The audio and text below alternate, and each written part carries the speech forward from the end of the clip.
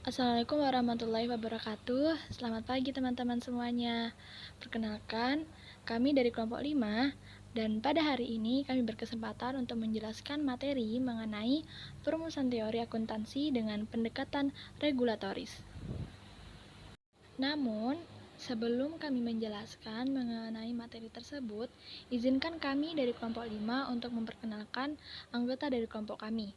Yang pertama, ada Muhammad Doni Syahputra dengan NIM 001, dan yang kedua ada Dinda Febianti dengan NIM 017, dan yang ketiga ada Sendang Ayu Lestari dengan NIM 022, dan yang keempat ada Maidina Elvira dengan NIM 030, dan yang kelima ada Salsabila Asadawa Tasya dengan NIM 049, dan yang terakhir ada Nur Lailiawati dengan NIM 059. Selanjutnya untuk penjelasannya akan dijelaskan oleh rekan kami. Baik, terima kasih. Saya akan menjelaskan tentang entitas-entitas yang berkepentingan terhadap standar akuntansi. Yang pertama yaitu individual dan kantor akuntan publik. Yang kedua American Institute of Certified Public Accounting. Yang ketiga American Accounting Association. Yang keempat Financial Accounting Standard Board. Yang kelima Securities and Exchange Commission. Yang keenam organisasi profesional lainnya. Pengguna laporan keuangan. Yang pertama yaitu pengguna langsung. Pengguna langsung terdiri dari pemilik perusahaan dan pemegang saham, kreditor, manajemen perusahaan, otoritas perpajakan, pekerja, para pelanggan. Yang kedua, pengguna tidak langsung. Yang pertama yaitu analis dan penasehat keuangan, bursa saham, pengacara, pihak yang berwenang, asosiasi perdagangan, serikat pekerja. Untuk selanjutnya akan dijelaskan oleh teman saya. Terima kasih.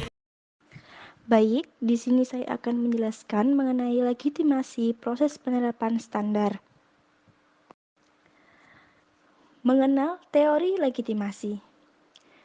Legitimasi dapat dianggap sebagai menyamakan persepsi atau asumsi bahwa tindakan yang dilakukan oleh suatu entitas adalah merupakan tindakan yang diinginkan, pantas ataupun sesuai dengan sistem norma, nilai, kepercayaan, dan definisi yang dikembangkan secara sosial, dikemukakan oleh Sukman 1995 dalam Rosita Chandra 2009.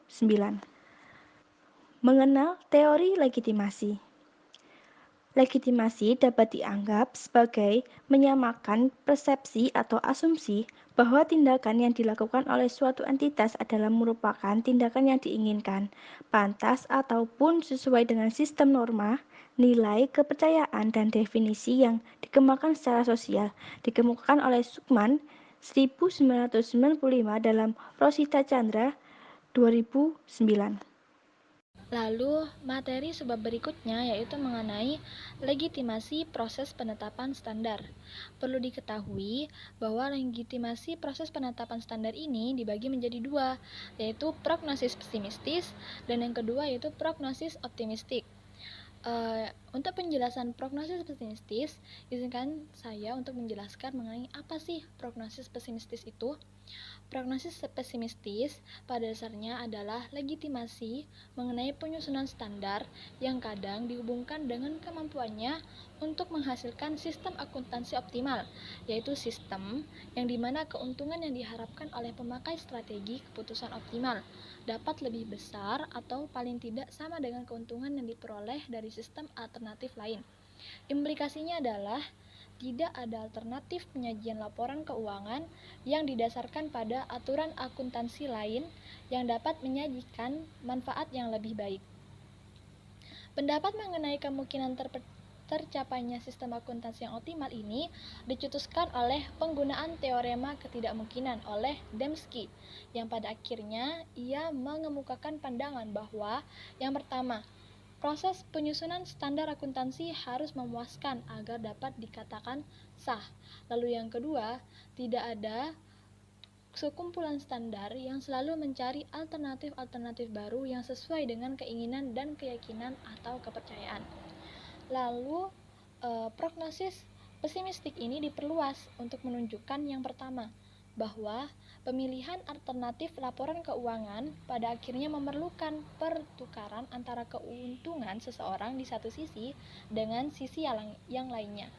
Lalu yang kedua, bahwa resolusi alternatif laporan keuangan akan mensyaratkan kebijakan nilai atau etika yang akan dipertukarkan dengan kesejahteraan seseorang dan dalam dimensi apa terhadap kesejahteraan siapa.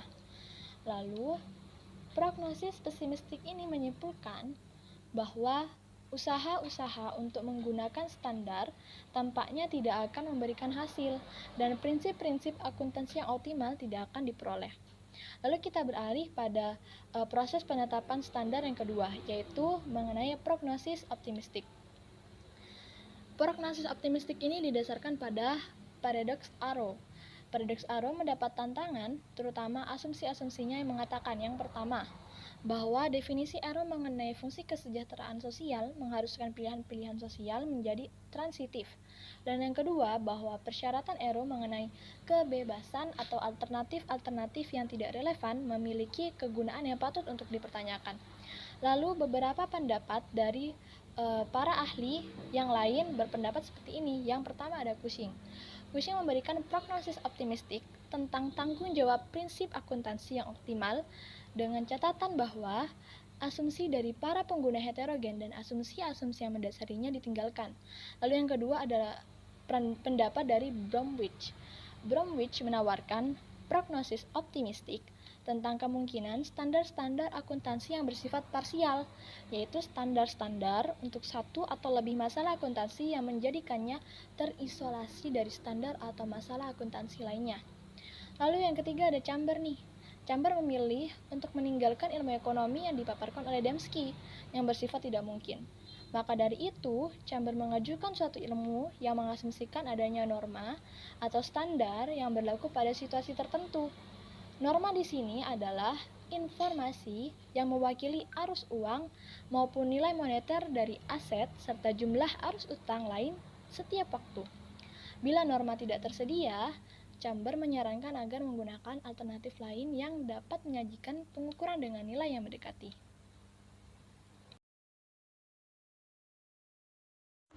Yang ketiga, yaitu standar akuntansi yang berlebihan umumnya dihubungkan dengan perkembangan standar akuntansi. Situasi berikut telah diikut-kaitkan dengan masalah tersebut.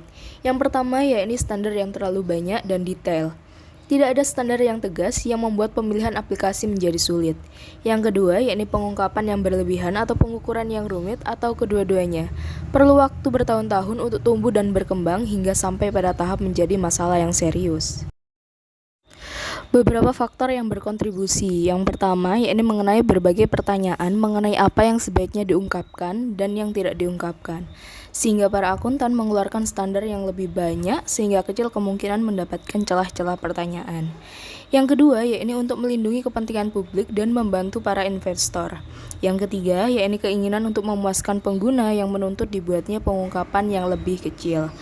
Masalah standar yang berlebihan diperburuk dengan adanya perkembangan dari badan penyusun standar. Perkembangan GAAP telah dipengaruhi oleh badan-badan seperti SEC, AICPA maupun Kongres. Contohnya yaitu kredit pajak investasi dan pemberlakuan Foreign Corrupt Practice Act. Standar itu sendiri bukan hanya berlebihan jumlahnya, namun juga aplikasinya terlalu sempit dan membutuhkan pedoman yang sangat detail. Pendekatan yang didasarkan pada pengungkapan yang berbeda dan pengukuran alternatif untuk perusahaan-perusahaan kecil non-publik mungkin adalah salah satu solusi yang baik untuk masalah standar yang berlebihan. Cara untuk mengimplementasikan pendekatan ini adalah dengan membuat pengecualian kepada mereka dari tiap detail standar yang ada. Kemudian, komite menyarankan laporan keuangan berdasarkan atas nasis komprehensif akuntansi yang lainnya, yang akan membantu meringankan perusahaan kecil non-publik dari berlebihan standar akuntansi. Dampak dari standar akuntansi yang berlebihan. Standar akuntansi yang terlalu banyak, terlalu sempit, dan kaku dapat berpengaruh serius terhadap kinerja akuntan, nilai informasi yang disajikan bagi para pengguna, dan keputusan yang dibuat para manajer. Yang pertama, akuntan dapat kehilangan orientasinya terhadap tugas sesungguhnya sebagai akibat banyaknya data yang diperlukan saat memenuhi ketentuan suatu standar. Audit dapat memenuhi kegagalan karena akuntan dapat kehilangan fokus audit dan mungkin lupa untuk melakukan prosedur audit. Pertentangan praktik pada kenyataannya dapat dijumpai dalam pertemuan antara permintaan terhadap standar profesional dengan ketidakpuasan klien perusahaan kecil terhadap beban standar yang dipaksakan terhadap mereka. Yang kedua, pengguna mengalami kesulitan karena banyak catatan dengan istilah yang mungkin hanya dimengerti oleh akuntan senior. Dan yang ketiga, keputusan yang dibuat manajemen, di mana manajemen dapat menulis ulang kontrak-kontrak dan mengubah praktek bisnis sehingga tidak harus patuh terhadap beberapa standar akuntansi tertentu. Solusi bagi masalah standar akuntansi yang berlebihan.